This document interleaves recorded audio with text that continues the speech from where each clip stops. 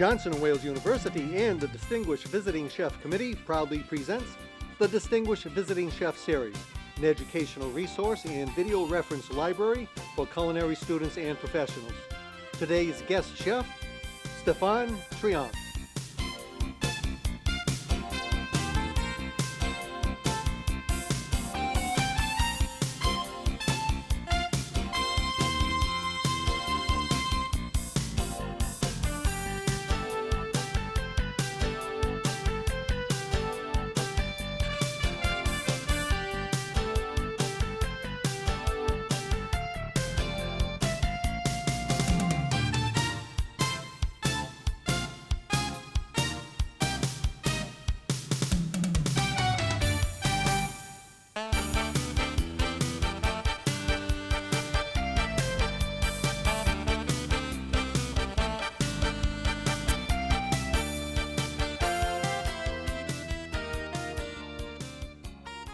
Good morning, everybody.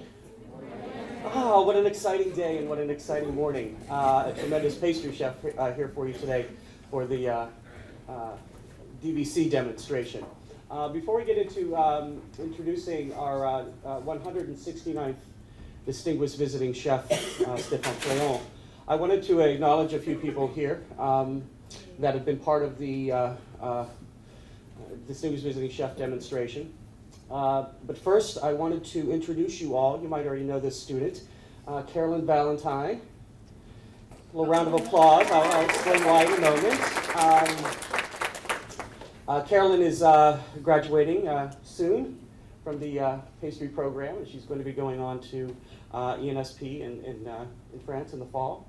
And she's been accepted into the P4 program starting next year as well. So what's great about Caroline is that she's the recipient of the Distinguished Visiting Chef Scholarship in the name of Chef Treand, so she can continue on with her pastry studies. So congratulations, Caroline, on that great honor. I know it's a great honor for you to work with him here as well. Also, I wanted to acknowledge Chef Kenny Wallenberg back in the corner. He's been the chef liaison with Chef Treand through his visit here. So, Chef Wallenberg, thank you very much. I know it's been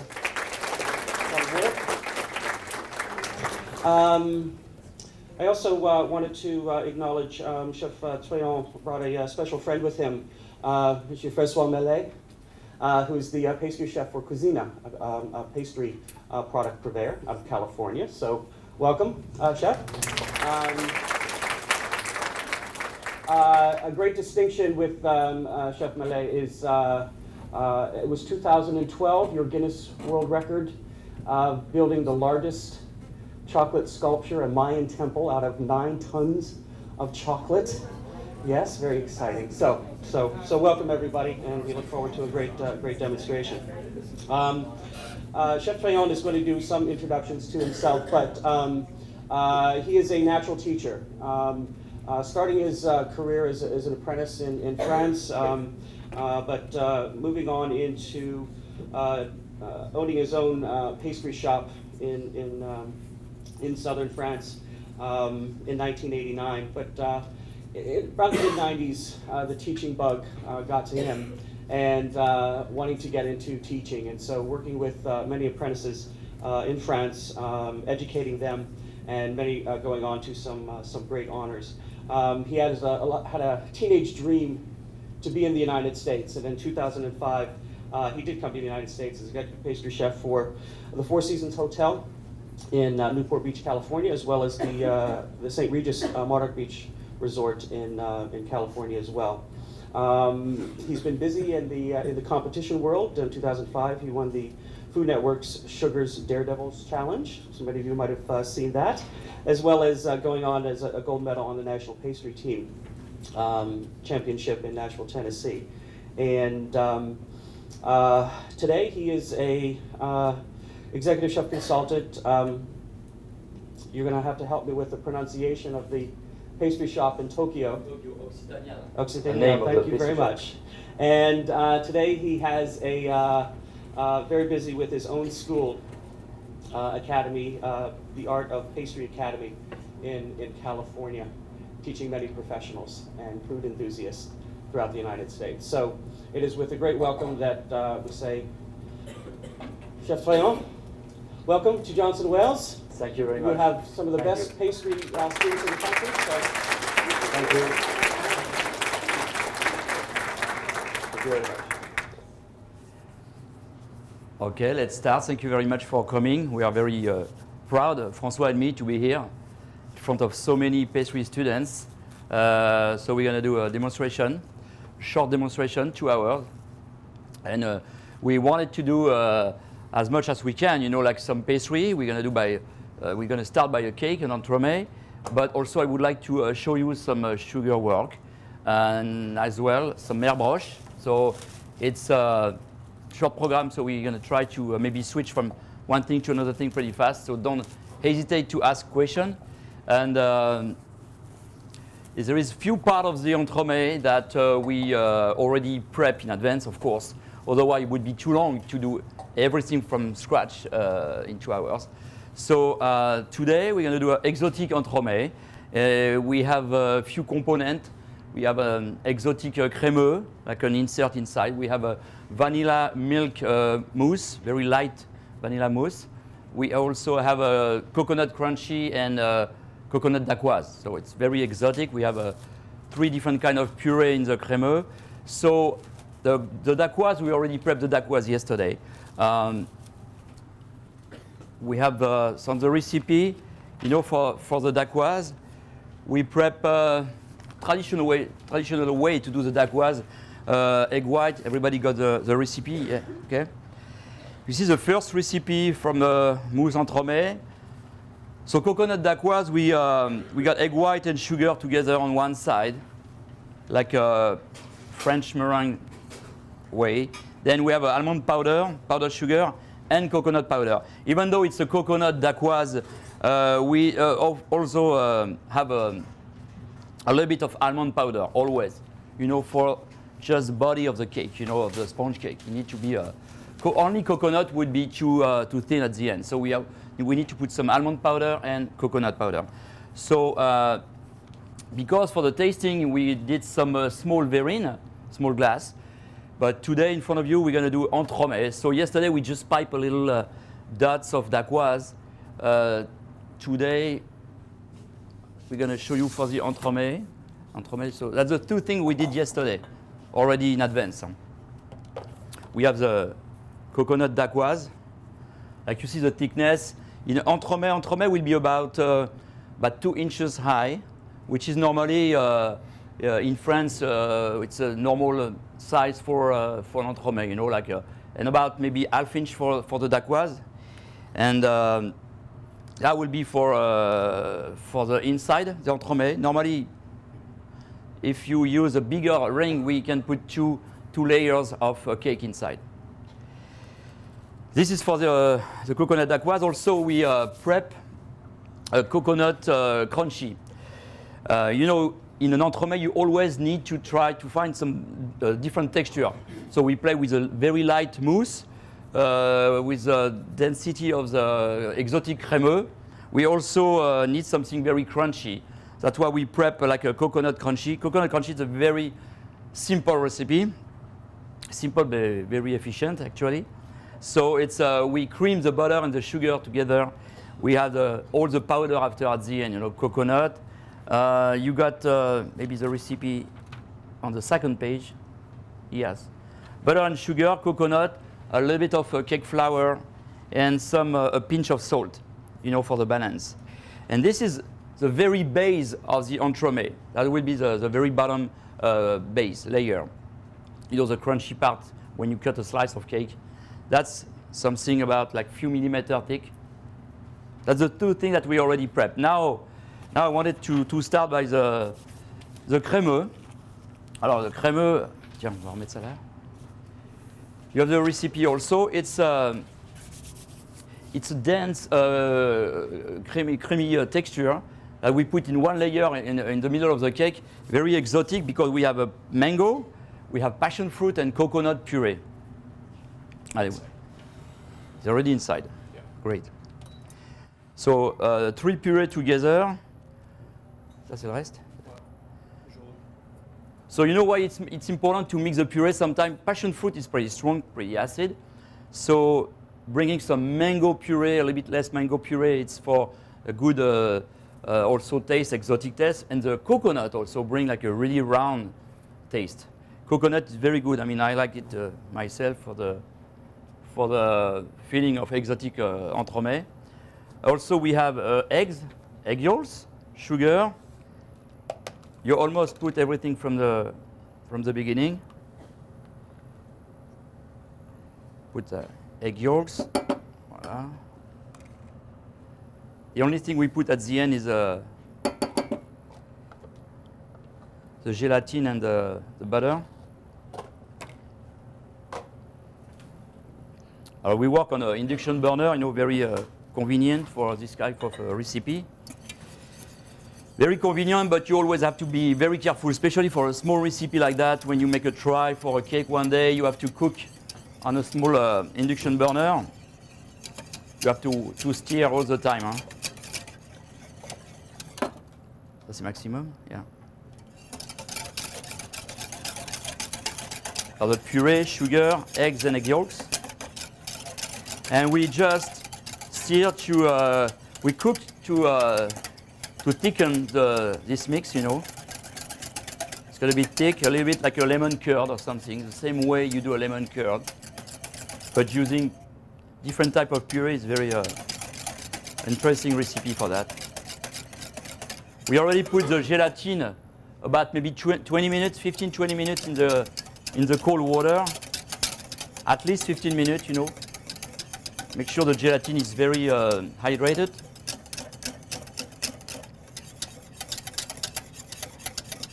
I put maximum power on this stove. It's going to be ready soon. Make sure I stir everywhere. So I put the gelatin first, and I put the butter at the end. So I'm adding the gelatin into my recipe will drop the temperature of this crémeux. Start to be thick now, so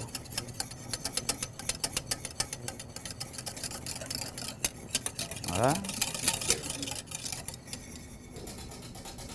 So one thing to mention on this cake, it's a cake was built upside down. So basically the coconut croustillant, the crunchy will be the top. When you unmold it, the bottom becomes the top of the cake. So we built that cake upside down. One thing to mention also, we're using flexi pans, but we're using flexi pans who are a little bit smaller than the ring. In that way, everything will fit perfectly inside the ring, and you won't see anything on the side, so it's easier to build as well. So you see the gelatin, stirring the gelatin.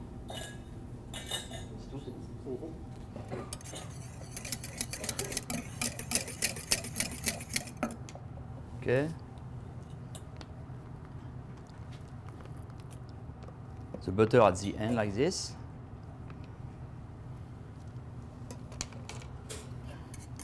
Alors, like François said, we use a flexi pan this side.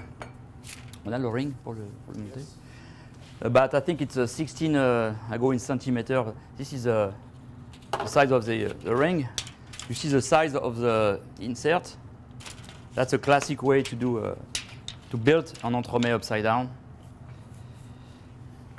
Alors, the best way also to have a nice texture of your crémeux, of a crémeux like that. This one is exotic, but any crémeux, even if it would be a lemon curd, we would use the same way. It's to use a food processor to really get nice fine texture. Why? Because, of course, it could be okay if we use the way it is now, but it's much better, especially in pastry. We have to freeze the cake in order to defrost later or something a few days later. You will have the same nice texture, fine texture, in mouth if we use a food processor at this point right now. Or the beurre mixer, but food processor, we have a nice food processor, so we use this one, it's good. Before pouring in the mold.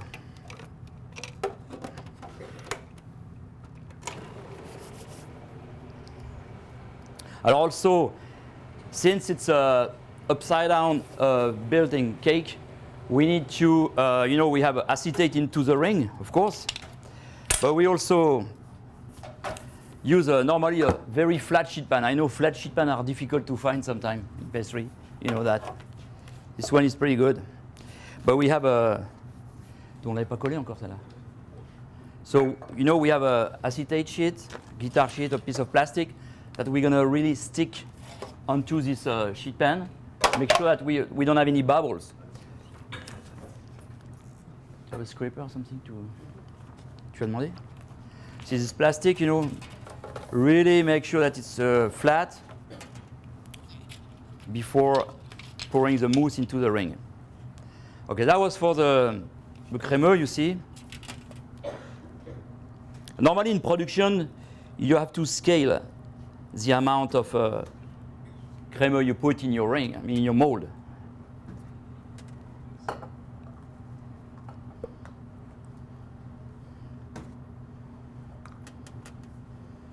Then every week when whoever is doing the recipe, if you know that you have a certain amount, it's better to scale. For example, I think this is about maybe 150 grams of crémeux of this size, in a layer, as a nice layer in an entremet. That's the way we put that now in the freezer. Huh? It's okay? Yes. Allez. If you have a blast freezer, it would be even better.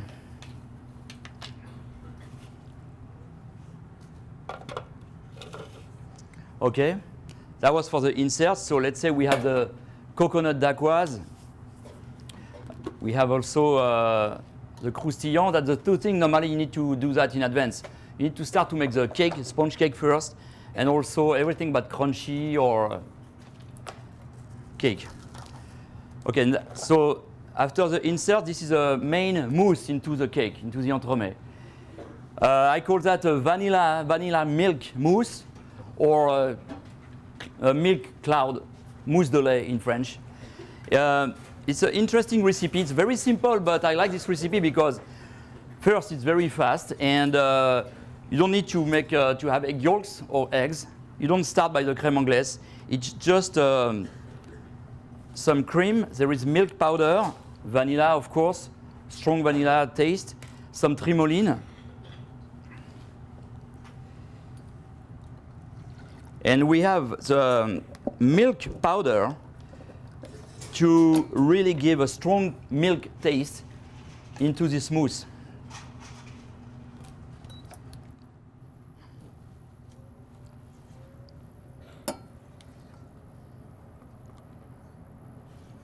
I'm not gonna infuse. Normally, when you put the vanilla bean inside, you put the whole vanilla bean. Today, I'm gonna just put the specks if we want to go fast. But it's better, of course, to infuse the whole things for at least when you bring to boil the cream, bring to simmer, and you let infuse the vanilla inside for 15 minutes. T'as pas un fouet un petit peu plus petit quand même? Si tu veux. So warm it up a little bit the cream. Merci.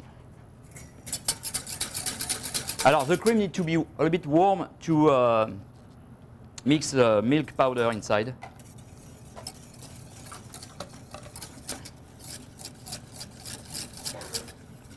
Voilà.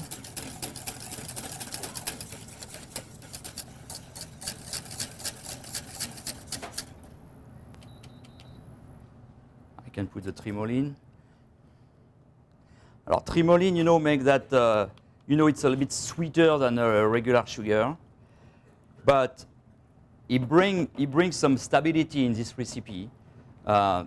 Again, we know that we're going to freeze our product, so we put some trimoline to have like a very consistent product, stabilized. Whenever it's going to be in the freezer later, it's going to be stabilized. When after you have to defrost your product, the mousse will be nice.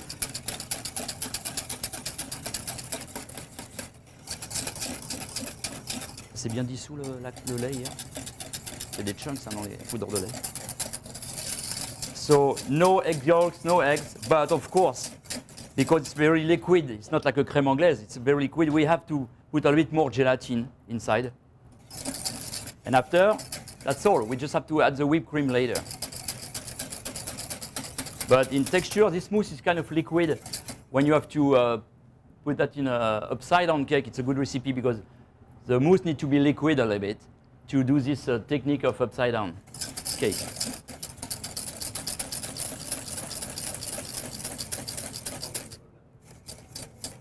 Yeah. Yeah, right now I'm bringing that to boil a little bit. I don't really need to cook because it's only the milk and milk powder, vanilla, cream and sugar. I mean trimoline. I mean inverted sugar. Sorry. But after that, we need to cool down a little bit. Especially now, we know we want to go fast, so we need to cool down. I got a double boil with ice inside. But still, we don't want to cool down too much because then later I'm going to add the whipped cream when my milk will be still around like 45, 50 Celsius, which is about, I think, 120. But 120 Fahrenheit. Hein? C'est ça, hein?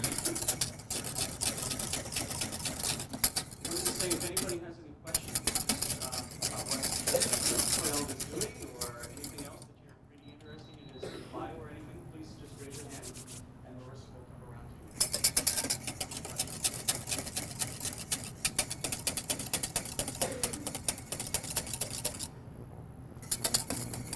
you. I want to make sure that the milk powder is completely dissolved.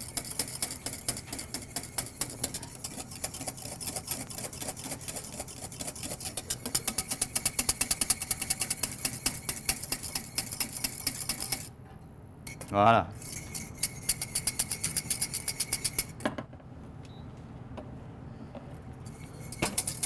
Now I can add gelatine. Tiens, c'est bon, merci. Voilà.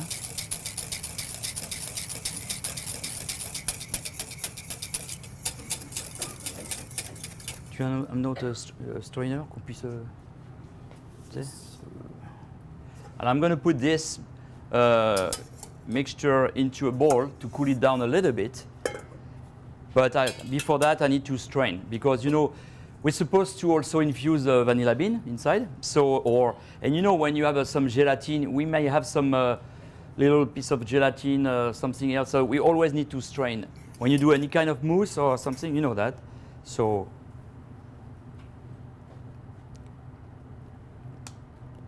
Tiens. Merci.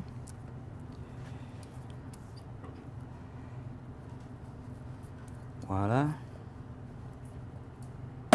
Even from the vanilla, you know, we got some little chunks sometimes. It's good, it's from the vanilla bean, but, you know, in an entremet, if somebody see a little bit of big piece of black specks, you might wonder why it's inside the cake, this one, but thing. Voilà. Now we can start to. We got everything to build? Yes. Ok, so. Vous montez la crème là? Oh, le mixeur là. Ok. So we already, it's fast, you know. It's magic. How fast to have an assistant. Tac, it's ready. We don't have to whip the cream. They don't even move. Okay. So we maybe check the temperature with we got an infrared thermometer. It's very important to have the right temperature on this one. It's still around 60 Celsius, which is too hot. So what we're going to do now is, you see, I got François already stick the plastic. Of course, the circle is moving a little bit. Sometimes you have to block the ring on the sheet pan using some clay or something. You have to find a way. But I'm going to do without. We got the acetate into the ring. Yesterday we did some exotic crémeux already, so it's in the freezer. You need to freeze everything. Once you have your different inserts frozen, like the dacquoise is already cut, a little bit smaller than the ring, of course, because you don't want to show any layer on the side of the mousse, of the entremet.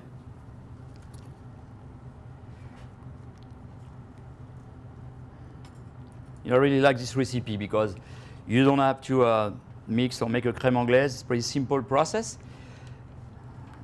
but it's a nice texture after. 46, I think it's okay.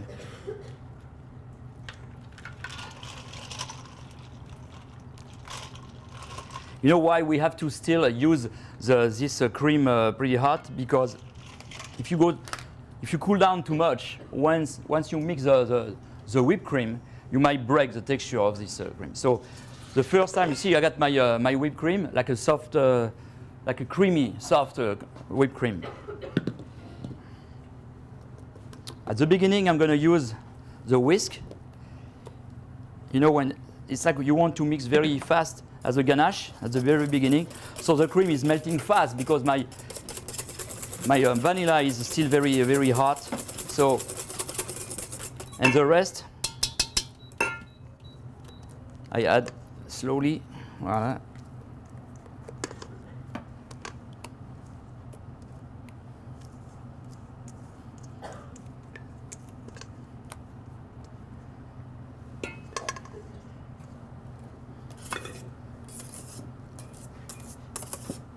And you don't want also overmix because you might also break the texture of this mousse.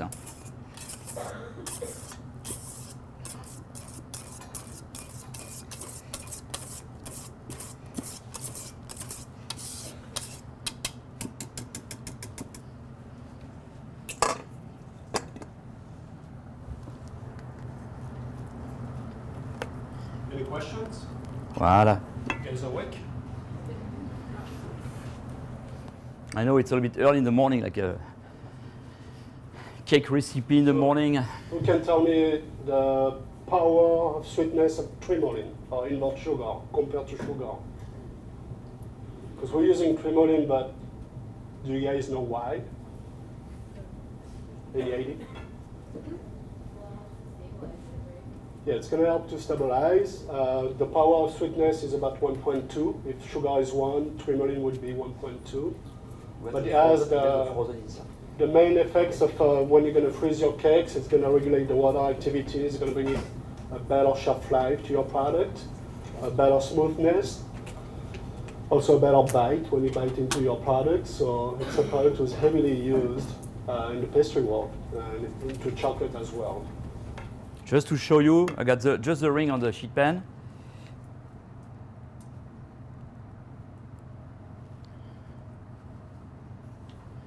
So far it's pretty easy, right? You just put the cream into the ring. So, and of course I got the acetate on the side, so I push everywhere around to make sure that we don't trap air bubble or something.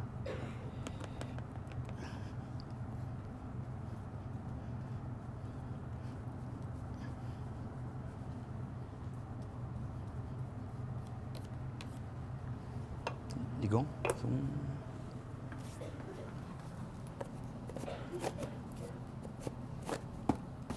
And we're gonna now inside we're gonna put the insert. Thank you. Yesterday when we prepped this, of course, for today, after pouring my exotic crémeux into the flexi pan, I directly put my first layer of dacquoise. Remember, you put 2 layers of dacquoise, depending on the thickness of your dacquoise, of course. So yesterday, you see, we put that, and right away after, I put 1 layer of dacquoise. So after, you got 1 insert with already 2 different textures. So frozen. Put that on the side first, not to bring some to trap bubbles. Push.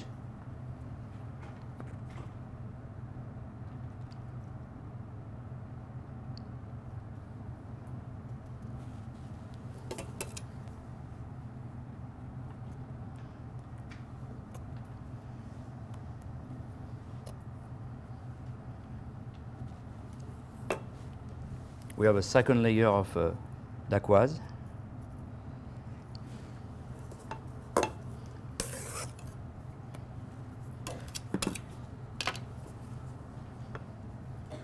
Just put a little bit of mousse before closing the entremet with a crunchy with the bottom. It's going to be the bottom after. Smooth part on the very, very bottom like that. Clack.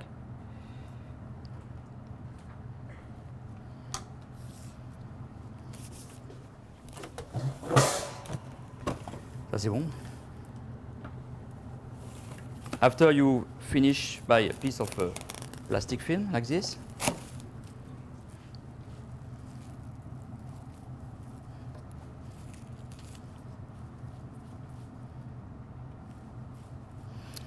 Depending of the ring you use, anyway, which is important is to have the right size of acetate around, because you know this time, for example, we are cheating a little bit. Acetate is coming out from the ring, which is good. Okay, and this goes in the freezer now. You don't want to slide too much, of course, on the entremet. Just go like that. Just keep it flat. And then you can bring back one of the finished one that we can. Yeah, because of course, we have to tell you the truth. We prepped some yesterday. Otherwise, you know, I try to go fast. If you have any question, let me know, because you know sometimes we switch from one recipe to another recipe. Make sure you get all the process correctly.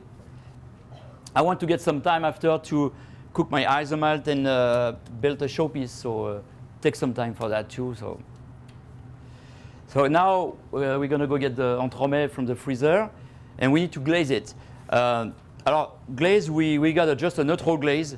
We add some little glitters in it. You know, now on the market, for example, for Cuisina, we got little glitters to put in the glaze. You can talk about it, François? Yeah, well, we have glitter glaze, basically ready to use. In this case, we're going to use gold. We have ruby, silver, and bronze. But not only you can use it straight out of the bucket, but you can create your own recipe. In this case, we did. We used some regular glaze, some cold mirror, glitter glaze into it, and then as far as the replacement of some of the water, we flavored the glaze with passion fruit puree. So it's an exotic entremet, as Chef Stephane explained, with passion fruit, coconut, and mango in it. So sometimes glazes or neutral glazes are pretty boring to eat. No taste, tasteless basically. Here we flavored the glaze a little bit with passion fruit. Yeah. You see, the entremet was on acetate, on a guitar sheet the day before, so it's super shiny on top.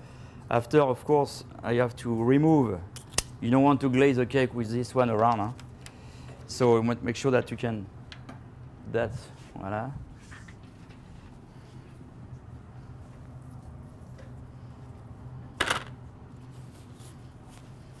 A little cardboard, it's okay. Need a big palette knife. Ouais. Alors after there is different kind of glaze. Sometimes it's some glaze are cold. This one is like not very warm anyway, no? 38. Okay.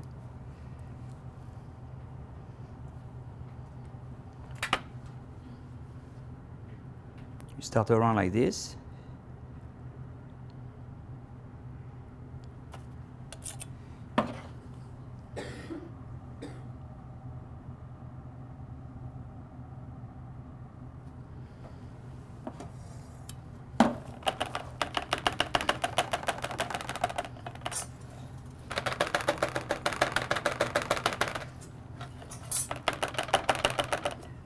Again, depending of the glaze and the brand of glaze you're going to use, because you know, we always at school, especially at school, we learn how to make a glaze from pectin and some jam, some simple syrup and something. But in the reality, the chef buys the glaze, and the glaze, some glaze are for the top, some glaze are for the whole cake, some glaze are chocolate. For the chocolate, I always use a recipe, but for the neutral glaze like that, you have a product on the market. You find that you add, like François said, you can add your own twist, like a puree or glitters or whatever you want to put inside to make a little twist.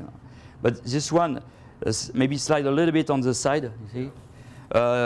We have some glaze, this one from Puratos is just maybe more on the top, this one. Huh? Anyway, for the full glaze like that, we want to make sure that the glaze is very adapted to do that. Anyway, for the side, this one slide a little bit, so I guess this one is more done for the top. So for the decoration of the entremet, we also did some macaroon. I think the recipe you have on your book is a French meringue recipe. That's just for decoration. You know, I put classic macaroon recipe. This is a fast and efficient way to do macaroon. It's to do the French meringue. I like it to do the Italian meringue when it's about the texture. Very good Italian meringue with the cooked sugar. But this recipe is a very fast one whenever you have to do a macaron for decoration. For example, to put around the cake. We definitely need to do that because, of course, the cake. Next time, we just glaze the top for the entremet. You know, when you want to glaze the top, normally you have to leave the ring glaze and maybe remove the ring after glazing the cake. Huh? For the macaron, you know, it's a very simple recipe. I use this recipe in my school whenever I have to teach macaron to food enthusiasts. And I think 99% of the customers, they can do their own macaron perfectly, even for the first time. So it's a really good recipe, simple one. We have egg white and egg powder a little bit to reinforce, you know, the egg white. A pinch of salt and the sugar, like a French meringue. And after we add the almond powder and powdered sugar. We use a little bit of color on top to put. See, they are a little bit shiny. On a utilisé spread. Ouais. So you see, they are a little bit shiny. They are pretty smooth. Of course, it's smooth because we use a very fine almond powder to do the macaron. That's why. And the shine comes from a spray. You know, now different brands of spray for like a pearl sheen. You can find that to not only the macaron, but to spray for decoration or chocolate or something. And we found that a few months ago that you can spray that before baking or even after, and you got a nice little shine. You don't want to make up the macaron too much, huh? Just a little bit. Well, maybe later we can put a little bit of sugar decoration on top, because also the topic will be sugar today. So maybe I got a little butterfly or something that I can put on top later. Okay, so what I want to do now is to start to cook some sugar. Tu peux me commencer l'isomalt? À fond les gamelles. Maybe we can put that in the fridge. Does anybody have any questions? Fridge should be okay? Refrigerator? In the fridge? Yeah. Yeah, should be okay. We're gonna put the cake into the refrigerator. I think it's okay. It can stay for a good hour. You know, an entremet like that, it takes about 2 hours, easy. 2 hours, 2 hours and a half to really defrost correctly, you know, inside, and to be eaten in the good condition. Alors, okay, what I want to do now is to cook some isomalt dry and start to make some different color, because I want to use a silicone mold that I created a few years ago. We have 3 different designs. I already, this one I brought one design, this one silicone mold that you can put, of course, chocolate or sugar inside. So, you know, when we do showpieces, when we want to do showpiece, we always try to spend not too much time, because already pastry asks for a lot of time when you want to do pastry. So whenever you have decoration to do, you try to save some time. So using some mold, silicone or something, helps a lot, you know. So especially for a demo, if I want to be able to build something in front of you, you know, and I don't want to finish at 10 p.m. tonight, I definitely need to use something like that. Alors, first thing that we start is to cook isomalt. When you cook isomalt, on peut mettre une là-bas aussi. You know, I got two induction burners, so I'm going to cook on two different saucepans. Yes? I have a quick question real quick. Yeah. Where would you find glitter glazes commercially? Or anywhere for that matter? But this one, the glitter glaze is coming from Cuisina. Cuisina, well, that's one of the suppliers that you could get the glaze from. Yeah, we are working with Cuisina, so all the new product they have or something is coming from Europe. Now sell it in USA. Cuisina is a founding sponsor of the Art of Pastry, Stephane's school. So as a sponsor, we provide all the needs that he has, and we specialize in pastry and chocolate ingredients. It's okay? You know, they do the silver, ruby also, Bronze. nice, bronze. I think it's nice to use that a little bit, not everywhere. But for example, I use that for some U-log for Christmas or something, you know, one or two different kind of U-log. You got even a nice chocolate glaze, shiny glaze, dark chocolate, and super shiny, very nice. And you have also some stripes of glitter, even a yellow gold like that on top. It's really nice. So it's more like a festive decoration. Alors, waiting for the isomalt. You know, I also did some pastillage yesterday. Pastillage, I did a small, very simple recipe that you really dry fast overnight, because if I want to do that airbrush today, you know, my pastillage was made yesterday afternoon, and just to show you something like that, you see on the camera, yeah, I cut some different parts, like something like that. I want to airbrush this one.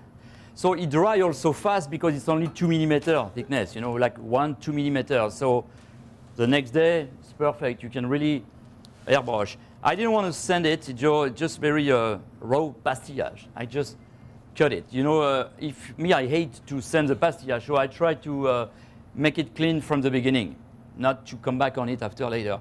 So it's just a random shape because I cut freehand.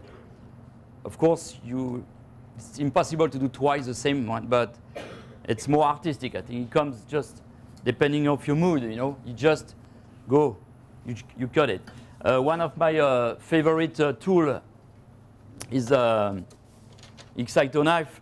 So I use a nice brand new blade of X-Acto knife to cut my pastillage. And then I did a different part, like as you can see. Also, something I like to do, I do that for a few years, it's cutting out like a butterfly shape. Even though I have some silicone mold with butterfly, the show pills, I'm going to use some show pills also today. I like to use different technique and same shape, but different cut, you know, different way. I got this one, I got a little butterfly that you know, even if you want to use 2 or 3 pieces of pastillage in your recipe, maybe you need to do 10. Just back up, because you might break it. And just in case, you know, sometimes you try one piece, say, I don't like this one, I'm going to put another one. I will probably do that today also. Also some little thing, I don't know how you call that, like a swirl or whatever, like that. Little decoration. Very simple, you just roll it down, but fast, with not too much cornstarch. When you do this kind of stuff, you know, I broke one, it's already so fragile. When you do that, you just want to roll on the granite on the table, but so you don't want to have the cornstarch on your hands. Everything. It's almost your hands are a little bit wet, just a little bit. So what I can do now is to start airbrushing a piece of pastillage, because we are waiting for the isomalt to be cooked. Okay.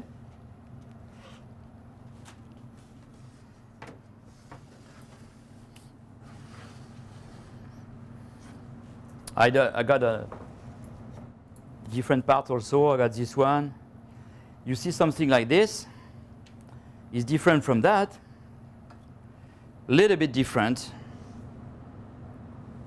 This one is a little bit more chubby, huh? You can tell. But it's cute also. I don't know which one I'm going to take. It comes just the way of what kind of design you have to put on top. Maybe this one would be nice. So, you know, to airbrushing something, well, I do that for a long time, for a few years, but I also try to save some time. And instead of go freehand from scratch, you know, I use a stencil. And for example, this time, I went to, you know, you Google, go online, Google, woman face, you print something like that, black and white copy of the woman face. Just, it's not even a picture, it's just like a kind of vector design, graphic design, okay? And after I cut out some shape to use this one as a stencil. And for one drawing, you know, I use twice the same drawing, but cut different parts. So I'm going to use those two things to save some time, to help me to do a design and airbrush on the pastillage without spending 2 hours, you know. So I got this one. I'm going to use this one first. Yeah, I mean, 2 hours, it's not too bad actually, come design, but sometimes you have less, you know, you just need to do something fast. So, alors, I try to see if this, I'm going to do half of the face. Why? Because it's more easy first, you know, you have only one eye to do. It's much easier than make two, because two sometimes you don't do the two eyes the same way. So at least if you have only one eye to airbrush, that's fine, you know, it's going to look good. Maybe this one.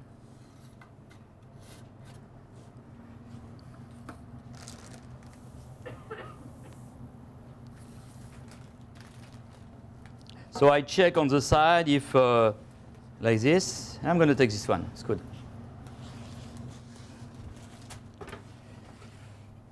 I got some food coloring here, that airbrush color, normal airbrush that I found here at the school.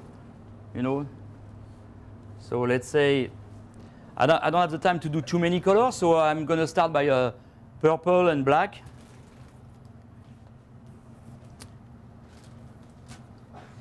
You know, when I do airbrush, I always start on a piece of paper, because you don't want to put color everywhere. So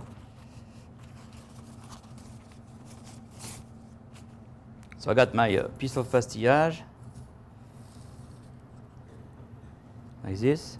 So you know, when you cut the pastillage, of course, I always use the bottom of the pastillage. When you cut, you always got a lip of pastillage coming up, like this, which is normally you want to sand it.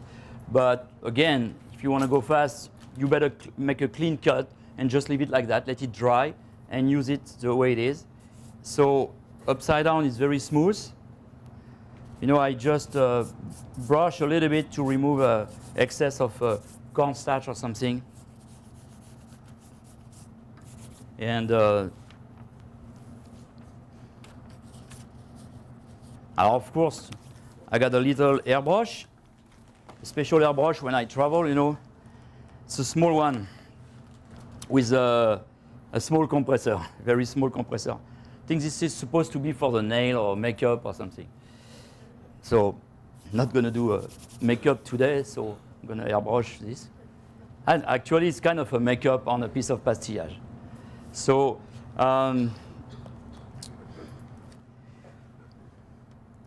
let's say that I got some paper. You always need to try different color. Alors, this one is supposed to be for airbrush, so I guess it's already strained, everything. Otherwise, you know, I like to use some powder that you dissolve with water and alcohol, and you really strain it, and you got something very concentrated. You need some strong color, you know. Since airbrush is more playing with the contrast, you know, light and shade. So, because you start from something white, I'm not going to use the white. I never use the white color because I use only edible color. So I never use the white. The white color doesn't cover anything in an airbrush. So me, I use only a color like that. So I'd like to use a dark color from the beginning, like black or brown or dark blue, dark purple this time. So it brings contrast right away. So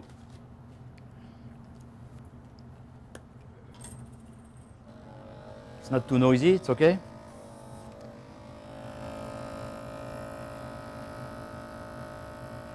A little bit of black.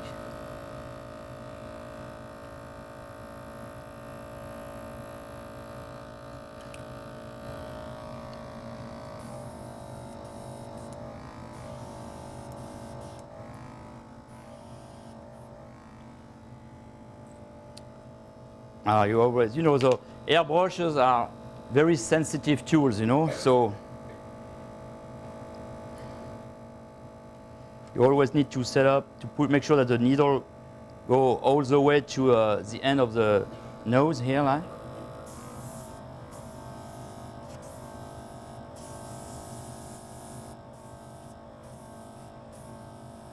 So it's pretty dark.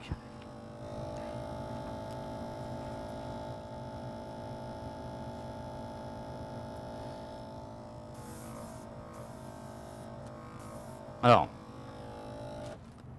you see, I set up everything. Okay, the color looks pretty strong, so it's okay.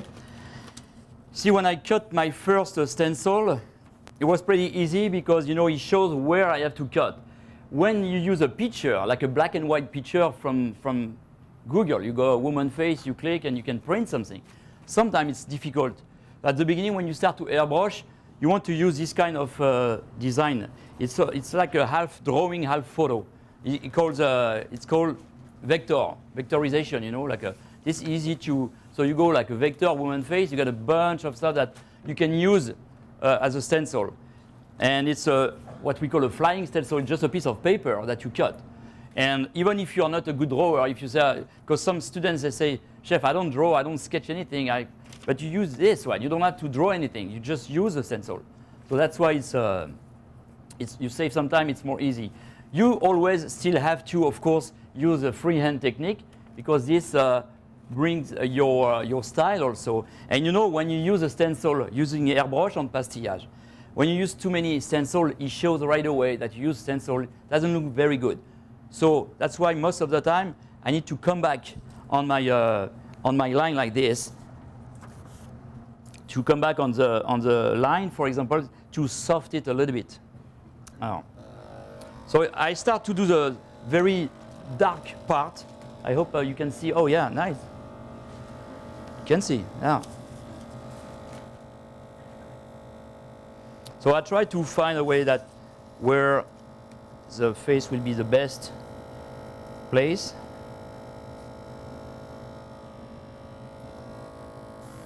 Always make a small try on the side, see? What time is it? 8:10, it's okay, good.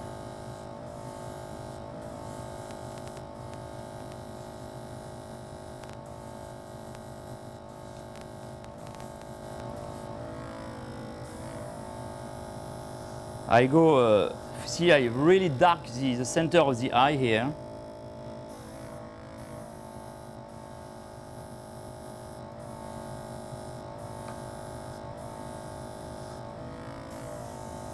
The outline of the face on the side here, also. So right, you know, I really put a lot of color on the side right now, you know, to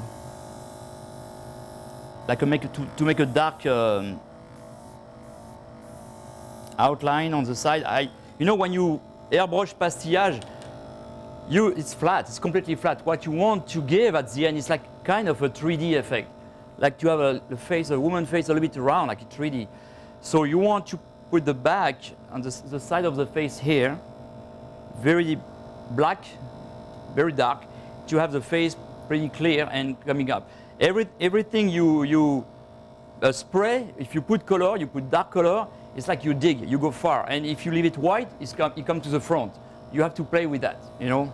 So, alors after the first line of first you spray. You see, you can tell. I know you can see. No, it's too bad because it would be nice. I use this one first. I'm going to use the second one now. Voilà. I think ça c'est bien. Faut tu cuis avec 180, hein? Sûr. Hein?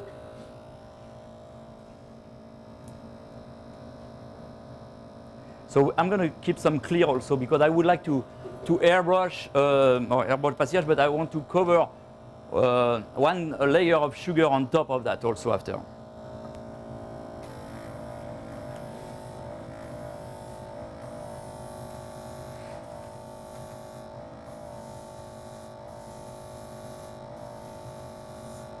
The color are pretty strong, so it's good.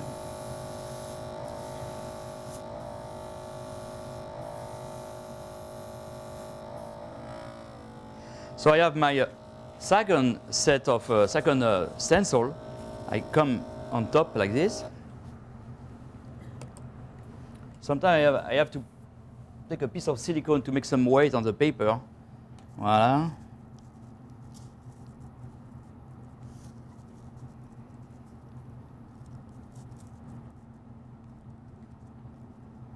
Try to place the right spot.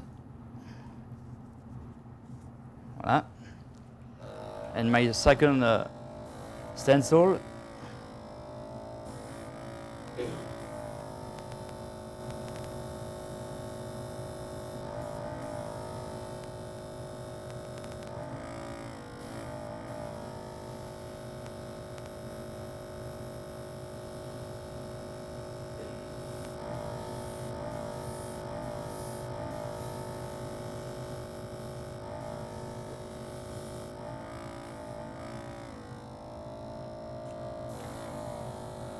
See the nose, little shade on the nose here.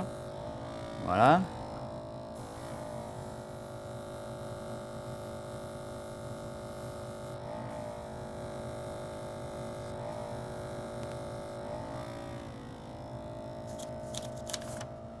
So then you have something like that. It's already made, you know, so you don't make any mistake. Using a stencil, you don't make any mistake of placing the eye at the right spot. Same thing for the nose, the mouth. So, but you know, you can tell I use a stencil. It's so clean mark, so I need to come back and to soft a little bit. That's where you come freehand, and that's where it's a little more delicate, of course.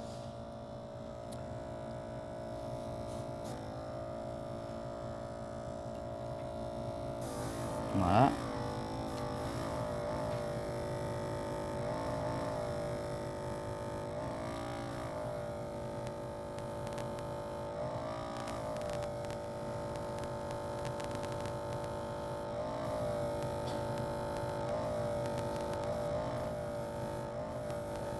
Make some makeup on the side like this.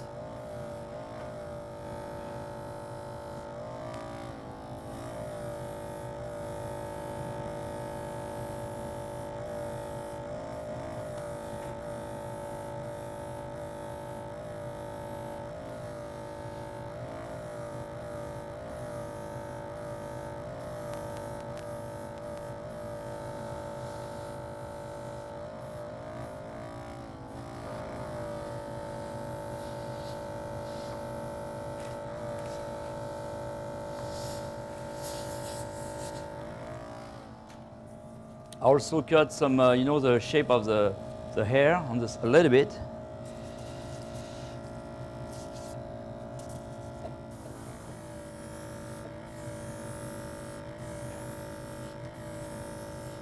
Use a stencil also for that.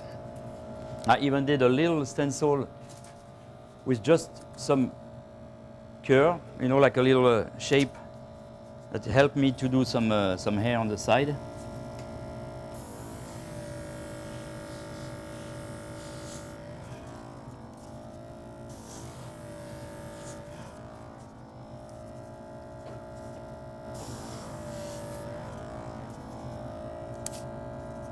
So it's almost made entirely from stencil.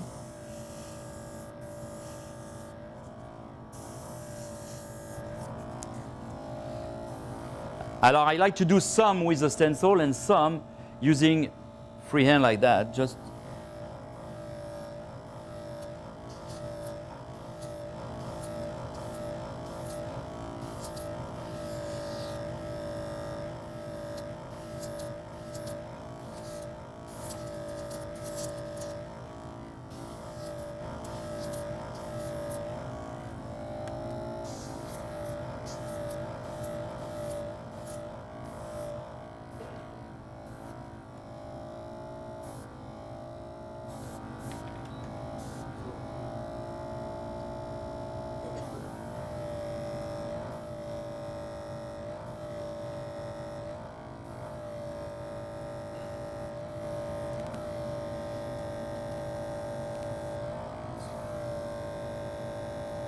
ça va? Non? Okay. So see, we just melt the isomalt to 180 Celsius, which is I think around 360, around 360 Fahrenheit, dry with no water, nothing, just so. And so we're gonna pour some in a small Pyrex. Gonna finish that, and after I can show you how I cover this airbrush face with clear isomalt on top.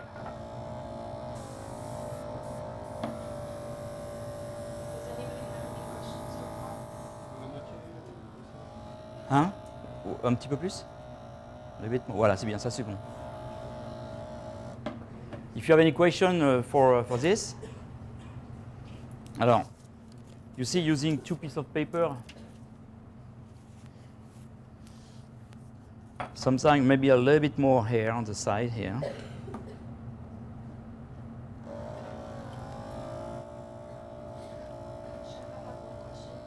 Yeah.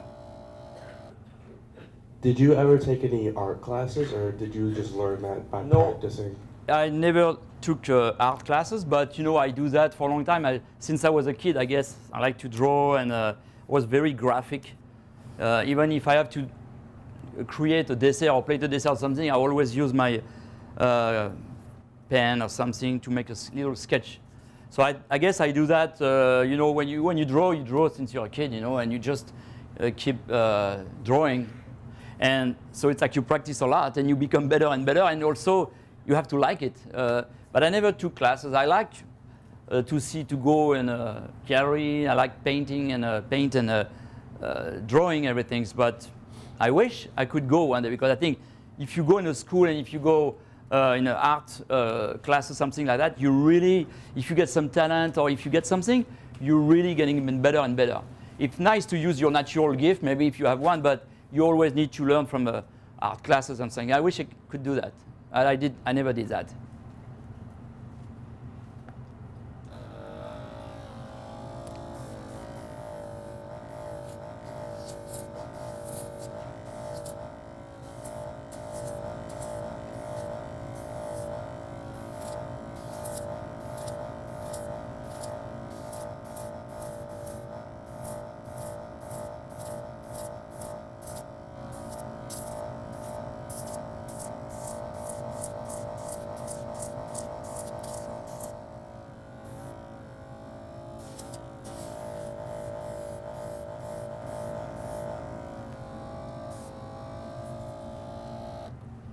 So I just check, you see, for the isomalt, clear isomalt, we just cooked that I want to use on this one. But of course, when I use a pastillage airbrush like that, I want to cover with sugar. I don't want to pour too much sugar. So I have another trick that I use when I want to cover that sugar. I use some clay, regular clay, actually. Maybe a little bit more on the makeup here.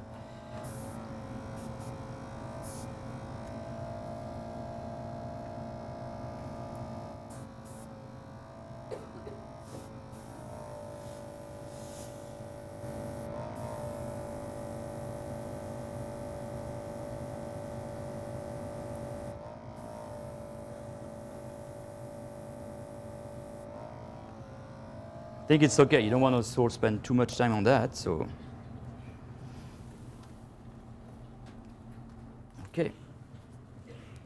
So it's nice. Only using one color, you know, it gives you the contrast right away. But I don't want to airbrush too much color, but the little amount of color I put right away brings the contrast. That's what I want, you know. And so okay, you have something like that, you see. So basically, you see, I put a lot of color on the side here, but this part is pretty white. I give the white to get this effect, 3D effect a little bit. But if I want to bring more life into the eye, I need to use, again, the X-Acto knife and scrape a little bit, scratch the center, you know, to have a light effect into the eye like this. So, and on the lip too. Since the pastillage is dry since yesterday overnight, I can do that. I can scratch the pastillage a little bit.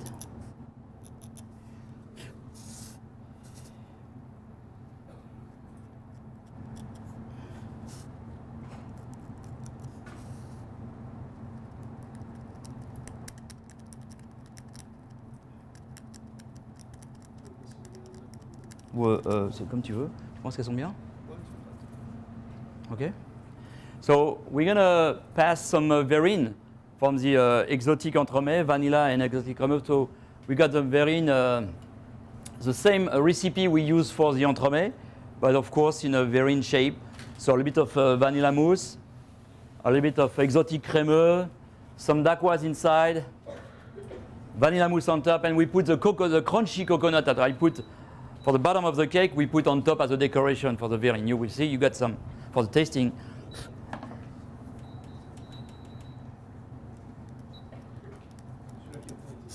Ok, merci.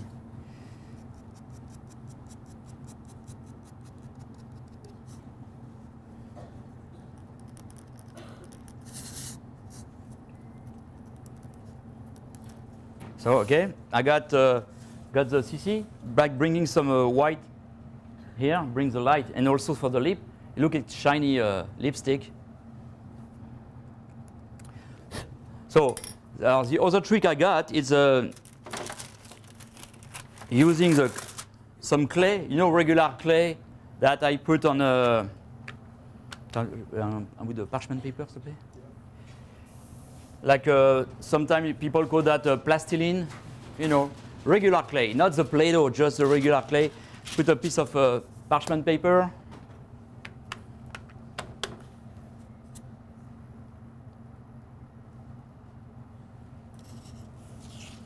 Le rouleau, I'm going to roll down a little bit the clay, a little bit more.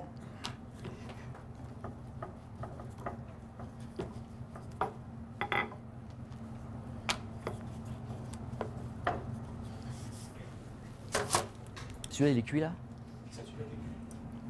Celui-là? Ok, ça c'est pour le dessus, mais celui-là il n'est pas cuit encore.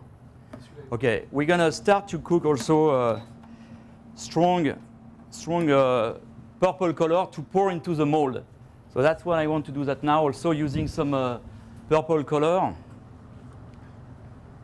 Put the purple also in the Pyrex like this.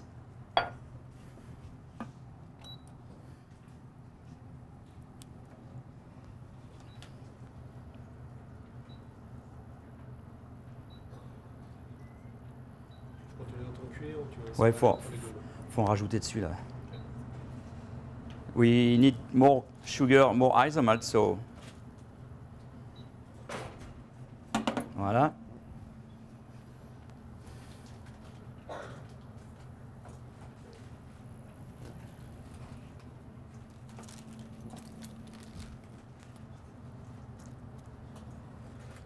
So I like to put the color for the isomalt after. Hein? After cooking the isomalt.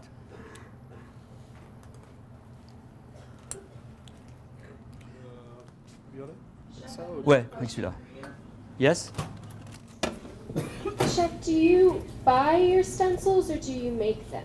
Oh, I make them. This is a piece of paper I print from internet, so I like to do that because you can change. But I know you can buy some stencil.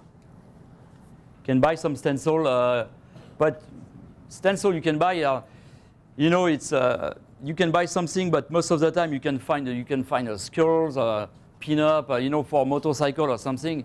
For pastry chef, it's not really good for what we want to do. If you cut something, if you print something from internet, you can do whatever you want. But I always do my own stencil, yeah. See, I put back purple isomalt into the microwave like that. What I'm going to do now is to maybe I'm going to pour this purple isomalt into the mold to start, like this. It's better to put to wear gloves for that because, you know, isomalt seems very easy to cook, but it's also dangerous to use because it's so hot. It's clear like water, so it's so easy to burn yourself with that. You have to be very, very careful with this medium. Alors, since I want to do the base, start to pour the big part.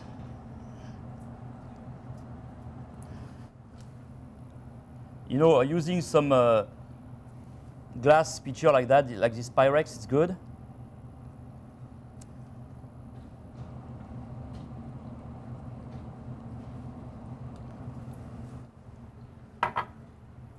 Sometimes I mix the clear inside. I like to do a mix of color like that.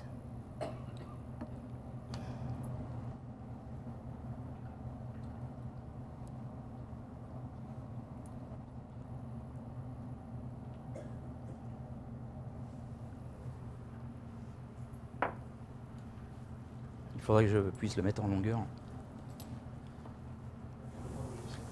Ah ouais? Ça va. T'en as qui cuit après là?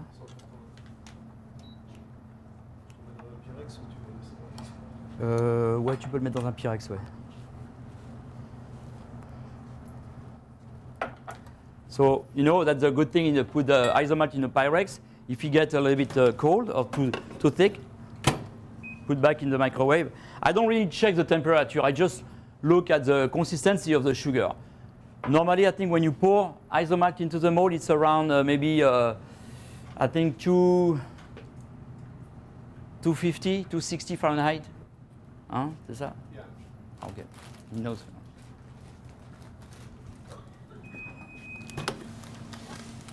Là.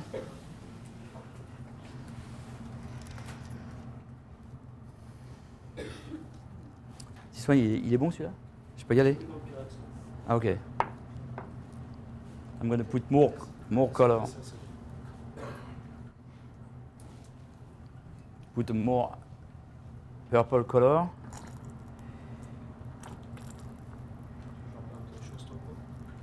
Ouais, okay. So, Chef Stephane is using what we call a showstopper. He created that design. He created 3 designs: the flame, one called the flame, one called the Heron, and one called the well. It's basically a silicone mat with pieces. Think about a puzzle that you're going to put either chocolate or sugar in, like he's doing right now, and that you're going to assemble together. So this is, Chef Stephane came up with that idea a while ago while working still at the St. Regis in Dana Point, simply because nowadays, and you will be faced one of these days working for hotels where last minute call from a big party and they will absolutely want a showpiece in the next 3 hours or 5 hours. So that's going to allow you to create a showpiece very elegant, very quickly. So 3 designs, very easy to put together. And you know, of course, it's a mold we can use for chocolate, but I would say for the sugar, it's really easy, and I think it's the best for using with sugar because sugar, I mean, it's magic. You really can do a lot of things with that. It's so easy also to remove from the mold. You will see that after. See, I just have to be very careful to pour correctly in the mold.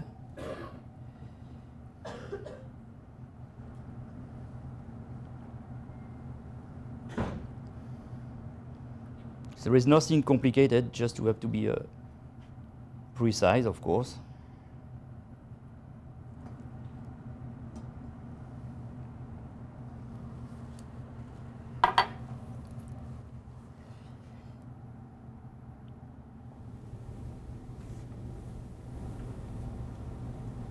So Chef Stephane says it's not complicated, but I guarantee you the first or second time or third time you're going to break pieces when you unmold it.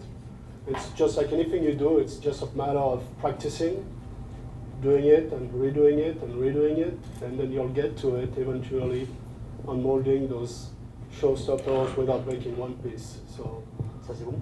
yeah, this one is ready. Yes. Alors, again, I need to see, put the color into the Pyrex, cook isomalt.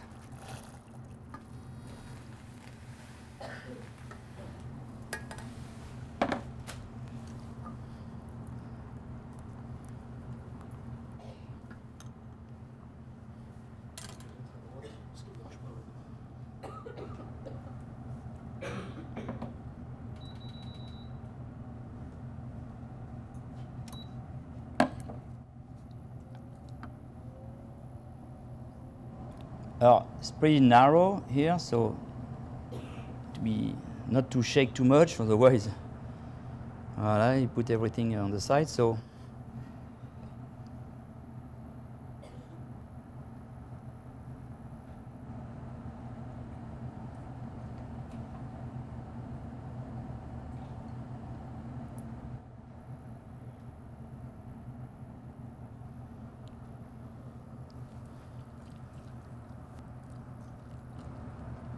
you got about maybe 12 different parts. But you see, as you can see, I have some little disc on the spot, a different spot on this mold, which is very helpful whenever you have to assemble the showpiece. You know, you're going to use that for to help for the connection of the parts, different parts together.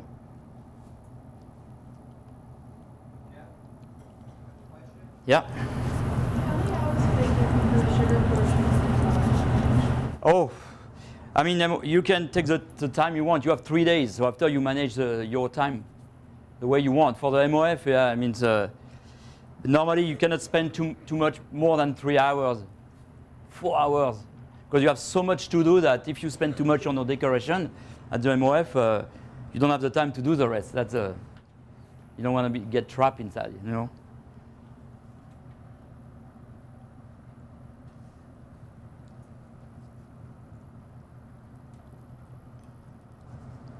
Also, it depends of the year, depending of the program, and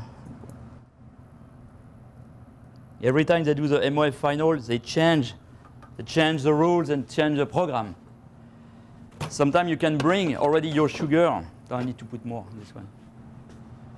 You can bring your sugar, a big sugar piece already already made, but then you have to do the same or maybe smaller, just to prove that you did it, you know, yourself, of course. And sometimes you have so much to do in tasting and on pastry, chocolate, everything that you don't want to spend too much time in decoration. But so now I'm going to pour some little disc. See?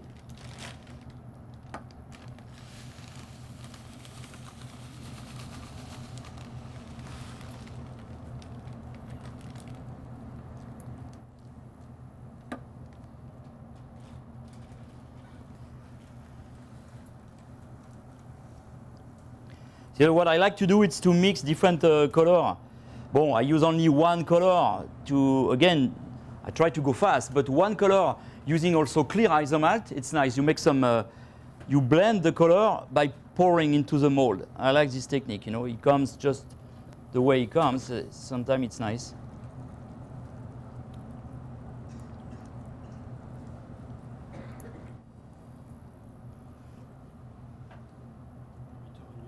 Ouais.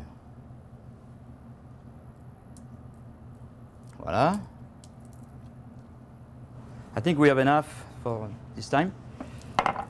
See now, the good thing to put the silicone mold on a parchment paper, you can slide the silicone on the granite just to cool down the isomalt faster.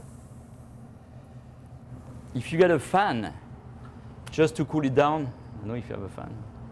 You have a small fan just to accelerate a little bit. It goes faster. You see, I pour the dark color on this one. By pouring the clear after, you can need a little shade in the middle. I like that. So after, it's just question of waiting for the sugar to get cold. And after to build, use the torch. I'm going to show you that. Now I'm coming back on this airbrush. Clear isomalt again. This is a little bit too hard, so I need to warm it up. Hein? Ouais. Après ça, ouais, j'ai assez, ouais. And remember the little piece of clay on the paper like that.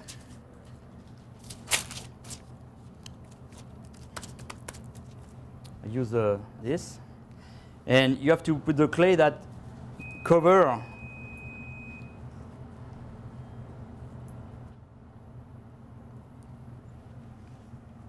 the pastillage. So the clay goes over the pastillage. After that, I'm going to cut the clay around this piece of pastillage like that.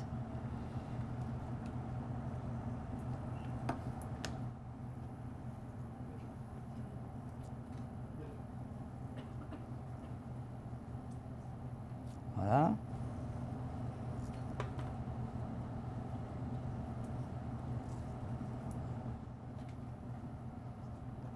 About a few millimeters around my shape of pastillage, you see, like this.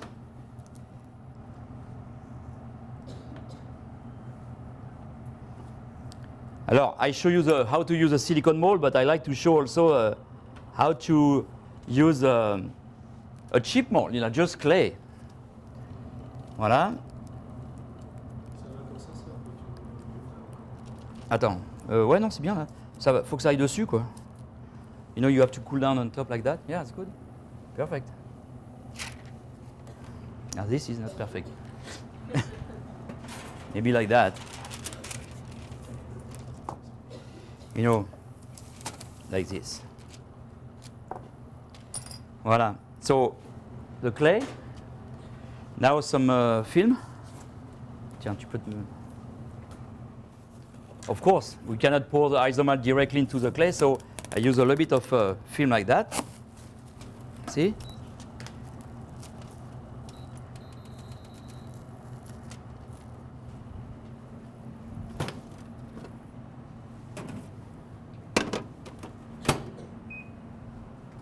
And on this film now, I can put back the pastillage on top of that.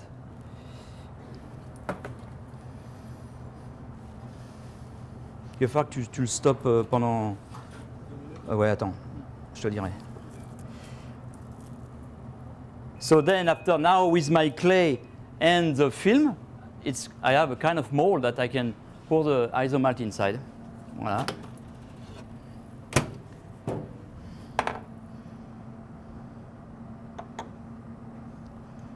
You want to make sure that you have enough sugar to cover the... You can stop the fan for a few minutes. 2 minutes. Oh putain, super. Voilà. Okay. We are already I was in a purple mood this morning. Airbrush is purple and black. This is purple. Next one will be green. So, voilà. See, it's not very hot. It's just... I think this is around 130 Celsius, which is 260. We can double check, but you say 148, 150. So, but it's gonna be okay. Aye. So it's okay. It's okay. Voilà. Because if you warm it too much, if the isomalt is too hot, you might crack your pastillage, or you might also even melt the film. And if it's too cold, the isomalt doesn't go in every little narrow detail of your cut. So when I do that, I never do like a too complicated shape of cut. You know, it's like a simple shape. And I cannot go everywhere, so it's just for me a good way to cover my pastillage with isomalt without using too much isomalt. You know, isomalt is pretty expensive, so we always try to save. Huh? Okay? I start by the top here. And this, same thing, because I put a parchment paper under, it's gonna cool down pretty fast. So I use, like for example, to do a butterfly. Again, I show you the pastillage butterfly, but I like to use also my show pills. Again, it's because I want to go fast. Parchment paper. And parchment paper. Ou un petit silpat, c'est ok, je prends un silpat. Small silpat, it's okay. I like silpat, isomalt. So, you know, I have a little tab to grab on the side when I do this. Just by dipping.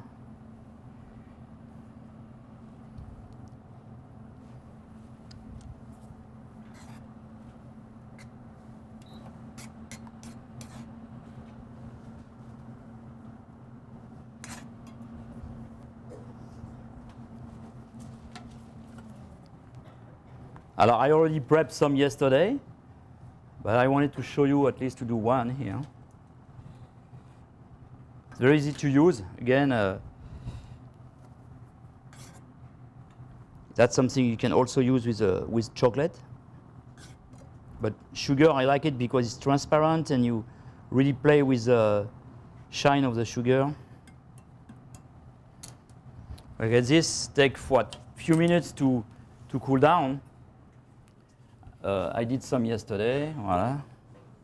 To show you, I did a bunch of it, just in case, you know. I put that in a box because I was afraid that it's going to take the humidity, but apparently it's quite dry here. So that's the 2 wings of the butterfly just did now, you know, I got something like that. So this is easy to do with the mold and easy to assemble. And since it's pretty thin, it's pretty light also. So it goes very well, it looks light into a showpiece. It's not too heavy, you can put that on top of the showpiece. So I did also some leaves like this that I use, gonna use now to build the showpiece. Allez, hop. Je peux remettre ça dessus? Merci. See, well, it's a little bit too early to unmold.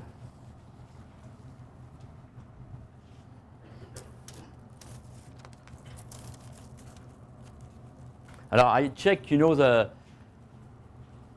sugar like that using some X-Acto knife to say, okay, that's okay, I can unmold it. Tu peux l'arrêter le fan, s'il te plaît? See, after to remove from the mold, super easy. Also, yesterday I did some a base made of sugar, same thing. For the very base of the showpiece, we have a base into the showstopper already from the different parts, but I like to make it on a big base, and also, like you can see, I put my business card inside. You know why? Because I pour a first layer of black isomalt, like few millimeter. You wait few minutes, you put your business card or your logo, something you want, and after you put a clear layer of isomalt on top. You know, because people, you know that people they say, or they come and say, did you make it? Yeah, there is my name on it. I made the showpiece. It's my showpiece. So it's a way to bring your signature. So I'm gonna build on this base, you know. Even though I got some parts from the showstopper. Normally, with the showstopper, you can already build the showpiece the way it is. But you see now, I'm going to use a different part like that.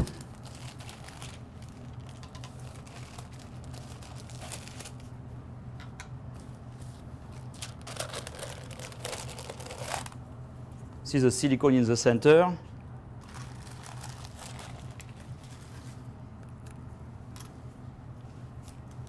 Voilà.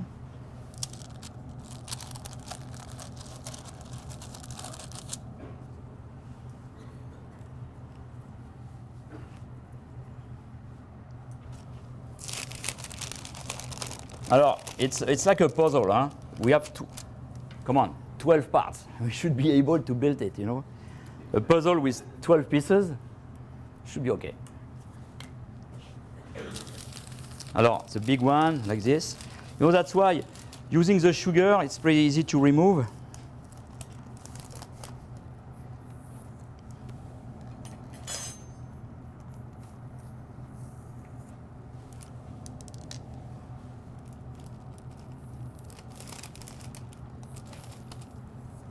Okay. Some little disc.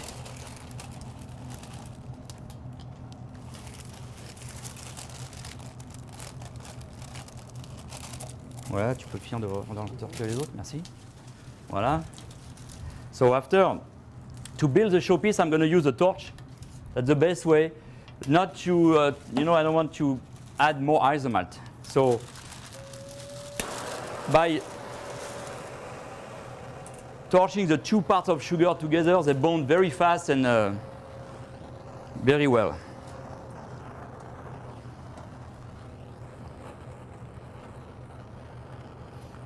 This one is the sugar from last night.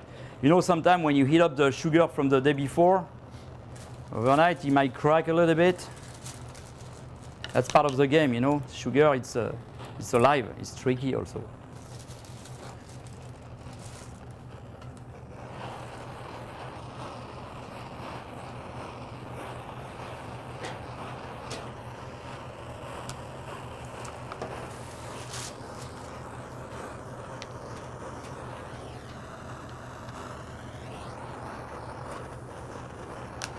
Hop là, c'est crack. Voilà. Then after I need to build the rest. I got different parts. So you heat up one part, you torch the other one like this.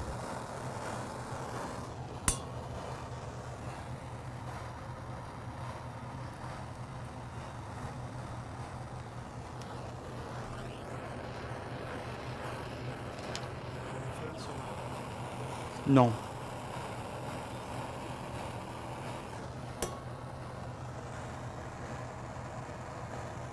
Voilà.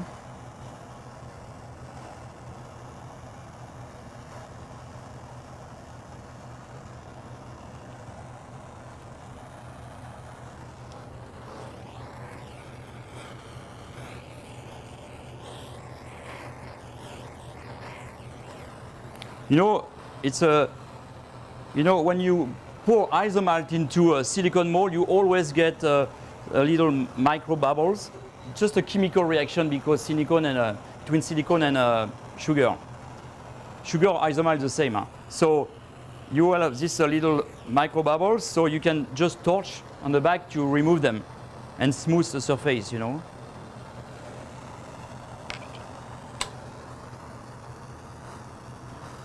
So I just torch the top like this.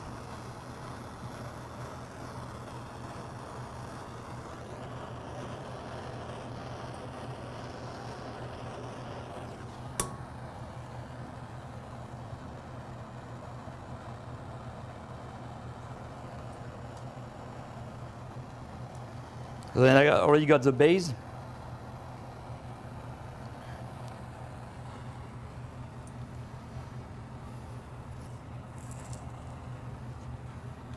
Well, after I'm going to start by the top. Allez, don't be shy. Start by the big one right away, you know. Paf. 9 in the morning, bang, big parts of sugar. You start. Melt a little bit the top like that.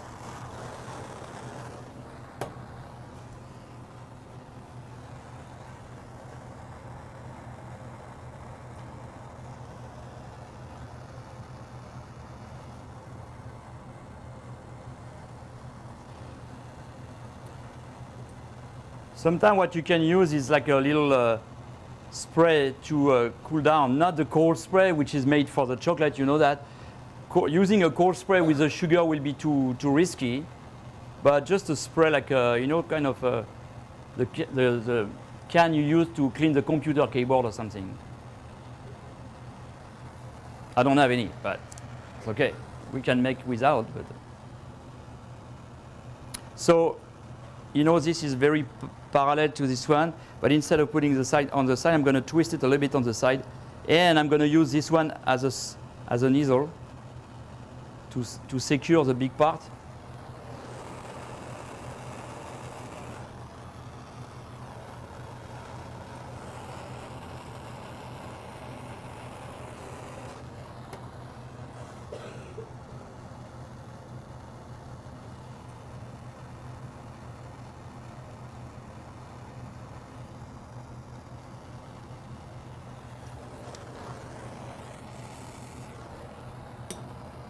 Like this.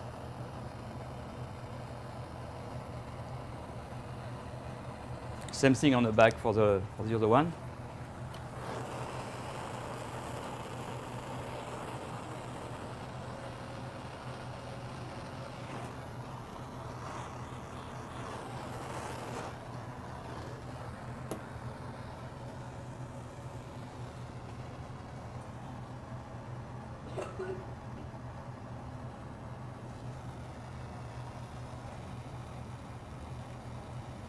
See, sugar is tricky because sometimes even when you think that it doesn't move anymore, it's still moving slowly. So we have to double check all the time if it's straight, if it's nice.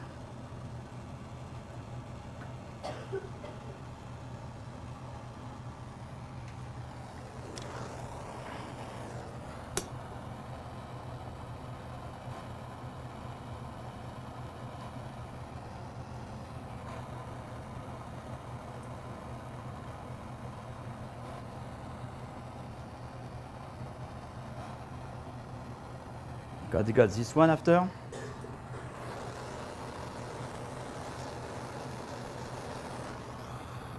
Voilà.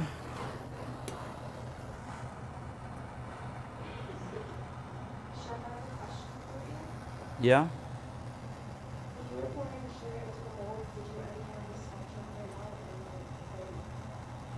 If I have to, sorry, I didn't hear. What did you say? When you were pouring sugar into the molds, did you have this sculpture planned out in your head already? Yeah, I mean, you mean the shape, the whole shape? Yes. Yeah, I mean, with this mold, actually, you can build different way, but this one is the main way to build it, so I know which shape, of course. But, you know, whenever you need to do a smaller one, you just have to, maybe you don't build the base and you start from there, for people who want to make an amenity. But normally, when you have a mold like that, pre-shaped, yeah, you know where you're going, you know.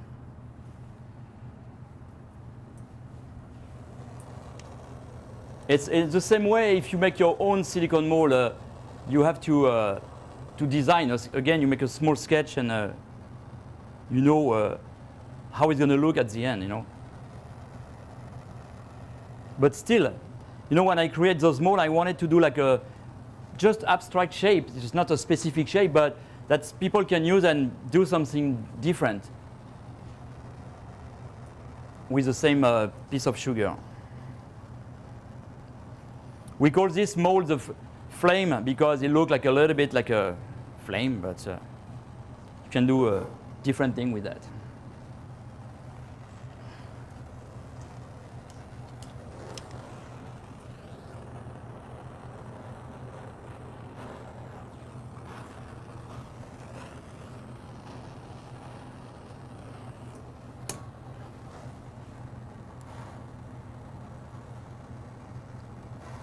And you see the little disc at the end.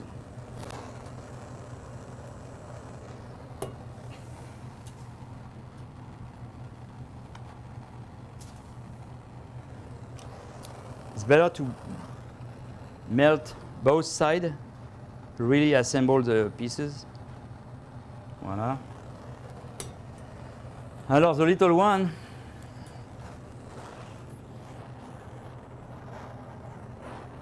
guess where I'm going to put the little one?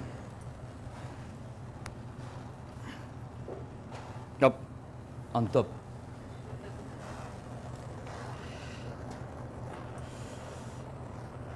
top. I always try to go higher and higher, you know. So maybe some little disc.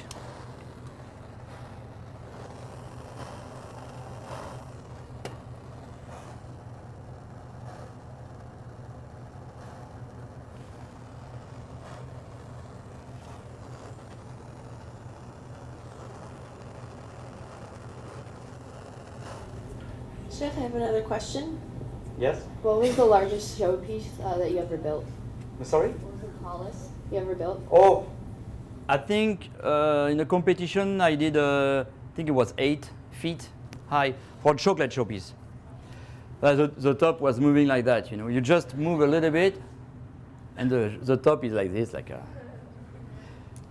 I was crazy. You know, you always, when you do competition, you say, I want to go high and high, but you take risk, and sometimes you don't have to. It's.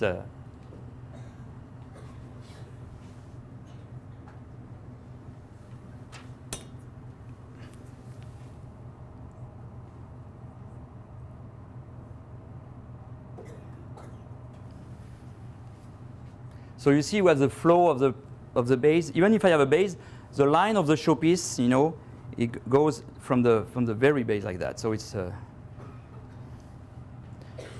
So what I want to add also is to. I want to add this woman face inside.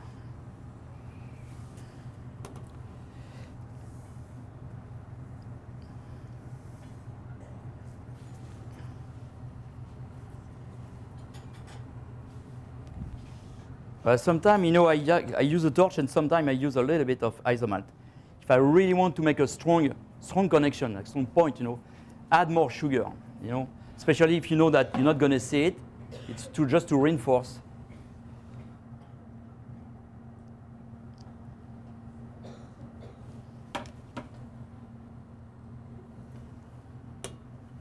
So then you have already the line of the showpiece like this, you see? The flow like that. And the woman face that I can, now it's cool down also.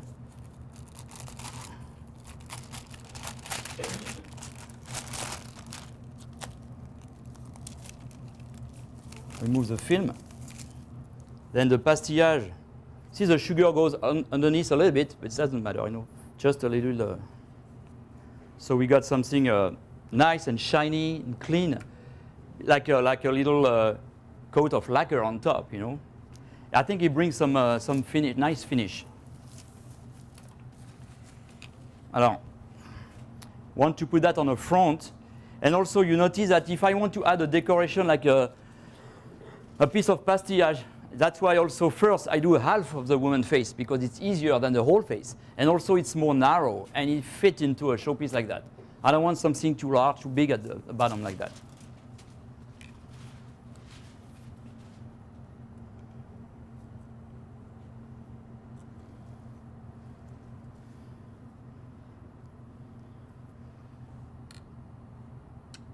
Attends. Hop.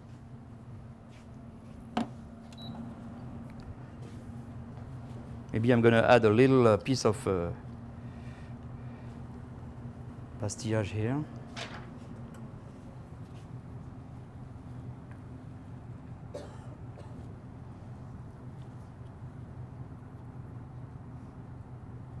You know, I put a piece of isomalt on the back of the pastillage to connect with my little disc on the showpiece, in the showpiece.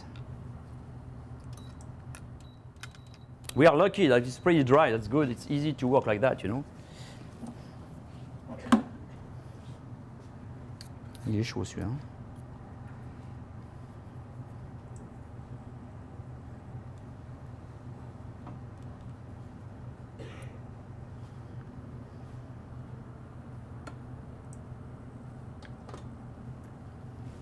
Voilà.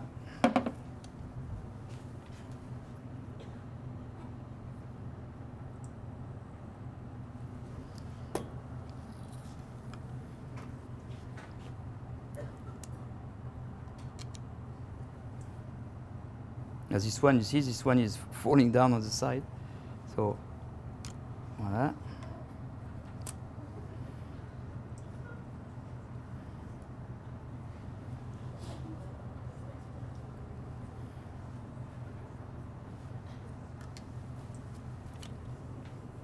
when the sugar is fresh like this, you can still make some changes. You just break it, it's not a big deal, but it doesn't show at the end.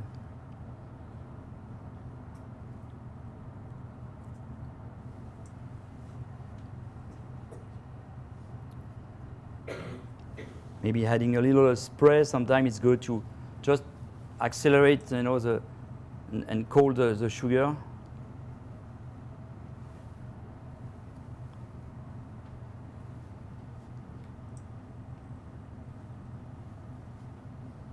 Tu peux me descendre la boîte, s'il te plaît, avec les papillons et tout ça?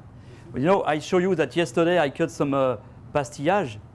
Bon, I wanted to show you airbrushing some pastillage, which is nice.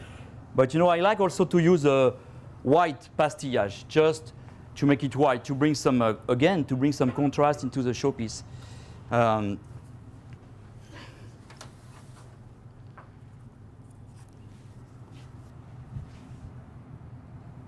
So I got some white pastillage like this.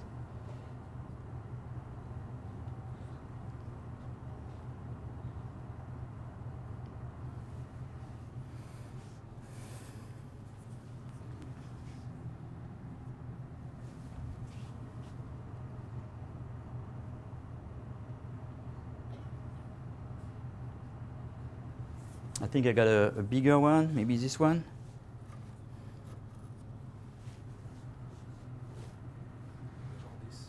Non? C'est bien.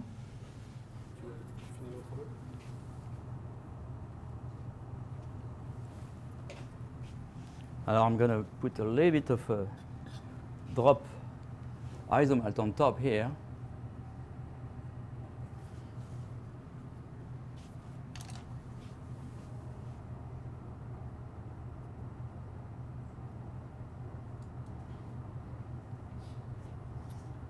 Tu peux redemander un petit cold spray, s'il te plaît? Ou une bombe, un petit cold spray.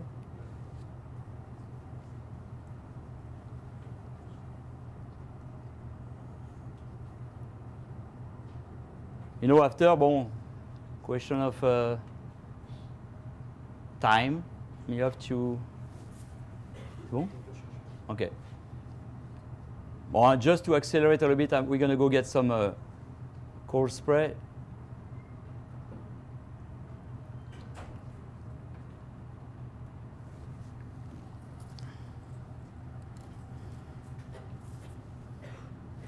Le papillon pour la.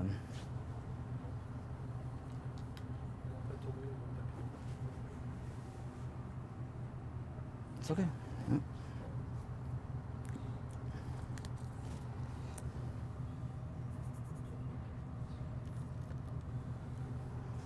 See, I built the one I some yesterday.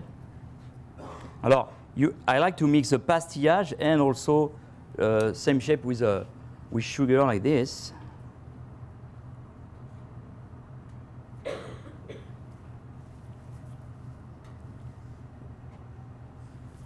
I even got a little dragonfly. I like this one too. It's cassé. Yeah.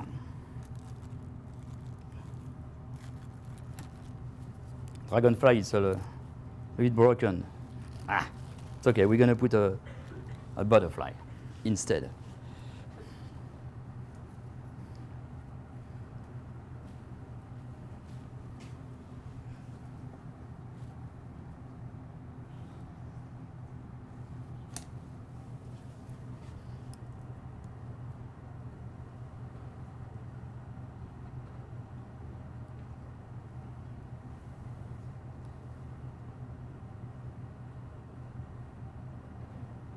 Ils sont partis chercher.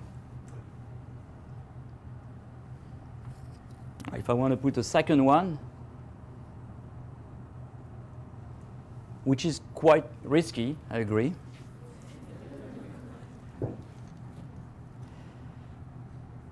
Sometimes you need to take some risk, huh?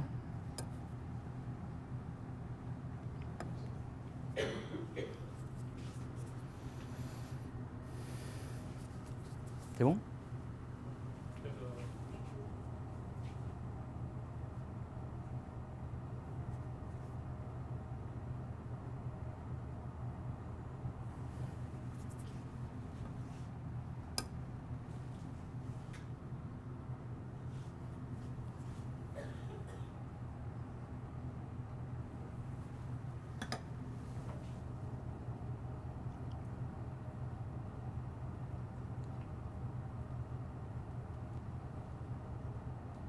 Il est où le truc alors?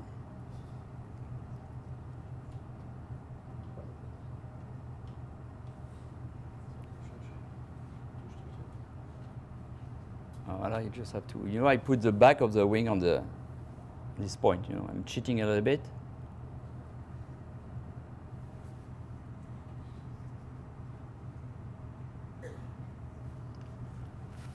Voilà.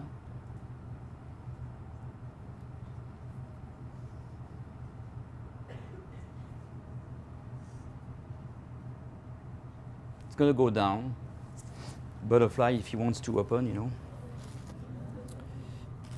I got a big one also, like that. Oh, super, thank you.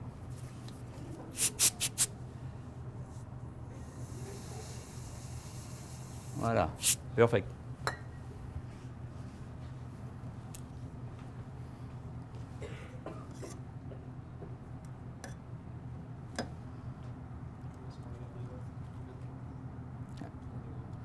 Euh, 10 minutes.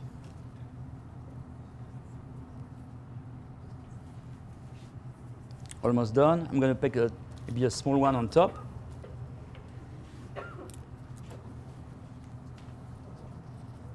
Little butterfly on top like this. Pour l'entremet, qu'est-ce que tu veux?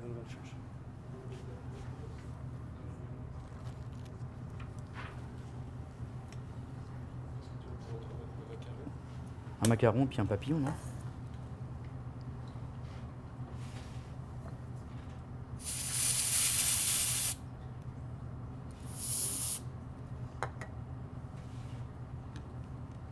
Merde. Regardez.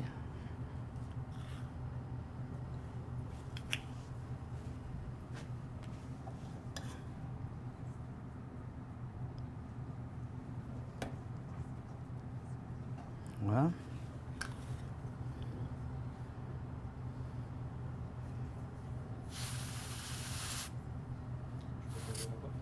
Hein? Ouais, tu peux le mettre en haut, ouais. Voilà, almost done.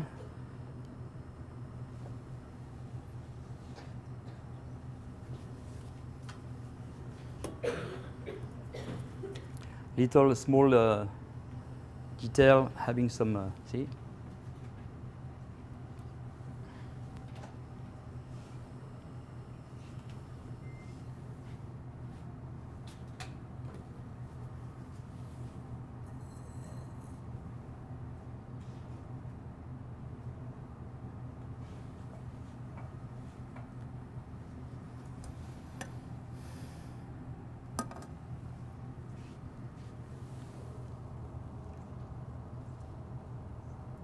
Il me passe la bombe là. Devrait tenir. Vas-y.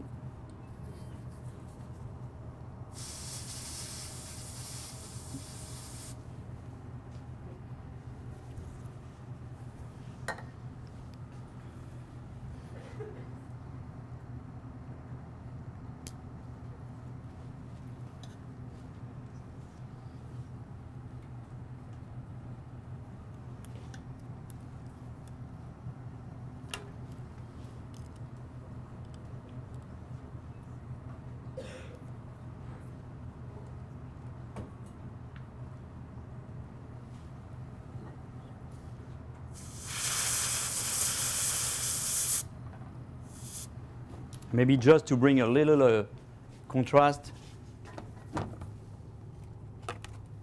Tu peux me prendre une feuille?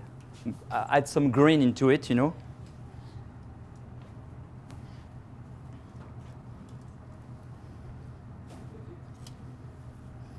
Hein? Plus petit, tiens.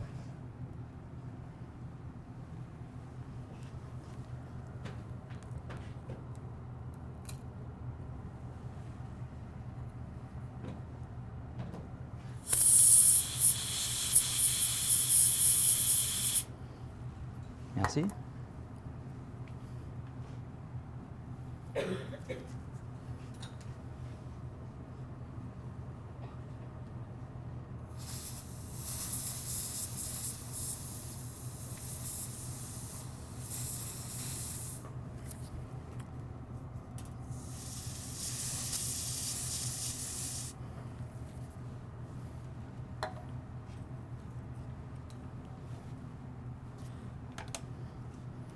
There you say, okay, I'm gonna put 1, 2, 3 here.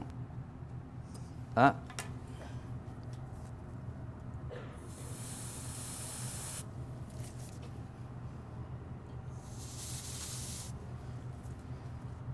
We keep one small butterfly for the decoration of the entremet. It's very fragile, this one. It's okay.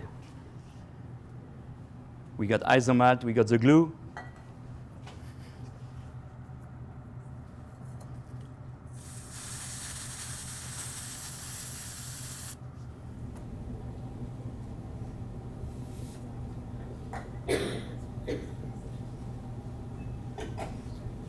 Voilà.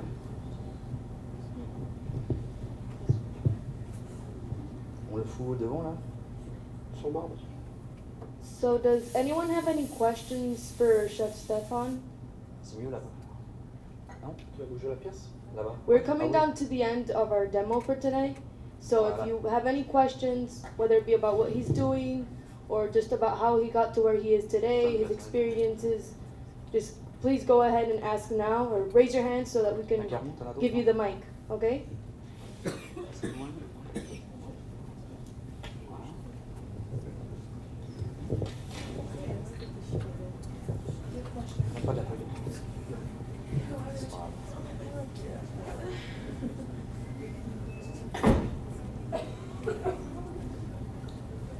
Voilà, I'm going to put that here.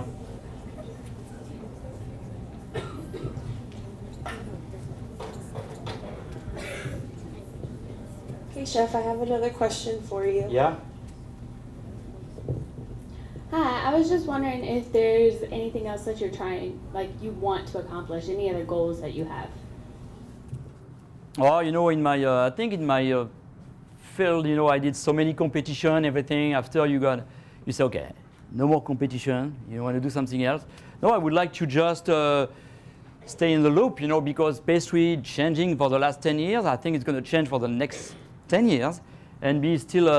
I want to still create more recipe and more showpiece and mold everything. I like to do that. For me, it's like a creation. This creation part of the pastry world is great. So maybe my next goal is make sure that the school is doing very well, and to transmit that. You know, at competition, it's okay.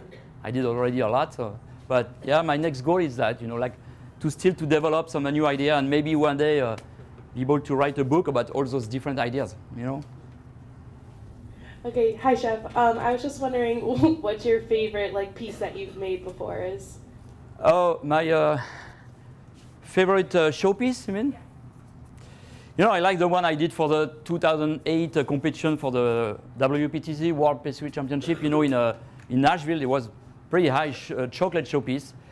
You know, for many years I was a sugar guy. I like to do chocolate also.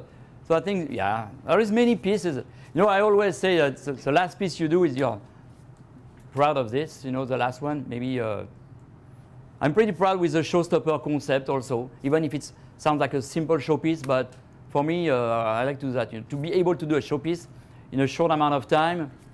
But in competition, to come back to the competition, I think, yeah, when you do a nice showpiece, you remember, you get proud of that. But also, I think I forgot the sugar one I did for the MOF. I was pretty happy with this one. Well, I'm going to put the showpiece in the front. Oh, putain.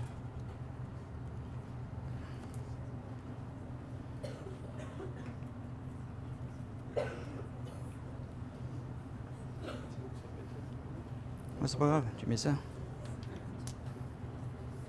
Voilà. Thank you. Well, oh, okay. You got the brochure of the school if you want. Thank you very much. Thank you very much. What do you say? It's beautiful, huh? I like to see from the front. Yeah. I see the nice, a little bit of green color, because otherwise the whole purple is nice, but you see how important it is to bring some white pastillage. I got more, but I mean, I don't want to keep you until noon, you know. We have another group. But this would be nice to have some white stuff coming out here. So, but you see, keeping the same airbrush color with sugar, you match. you know, you don't make any mistake of coloring. You know, you keep one color, one main color, use the light and shade, and maybe bring just one eyelash like this with the green just to bring the contrast, and that's okay. Voilà. Oh, Chef, don't go anyplace. Excuse me, come in. What would you do different? No, I would add maybe more pastillage pieces that I got from yesterday, but you know, you always do extra pieces just in case. But One thing I love about the chef, it's very easy to see. He has passion and he loves to create. There's two things that he has passion on, is creativity, and the other one is teaching. And wherever he has gone, he's always loved to teach his trade, his creativity. And I am glad, so glad that you came to visit Johnson & Wales to accept the DVC invitation. And with that, I'd like to present this citation to you. It says, College Culinary Arts Honor, Stephane Treand, MOF, Chef and Owner, The Art of Pastry School, San Clemente, California, as a distinguished visiting chef for outstanding commitment and contribution to baking and pastry education. Thank you very much for doing this. thank you very much. Thank you. Wow. We also, Thank you very much. we also have, the tradition is a DVC medallion. Chef, well Really? reviewed. Oh, nice. Thank you. Nice. Congratulations. Thank you. Thank you very much. I'm very happy to be here. Very proud of be able to do a demo in front of so many pastry students. So thank you for to being here. Thank you to invite me, and thank you for François, my assistant, because we used to work together. You know, by myself, I could not do everything. So thank you, François. Thank you, Chef. Thank you very much.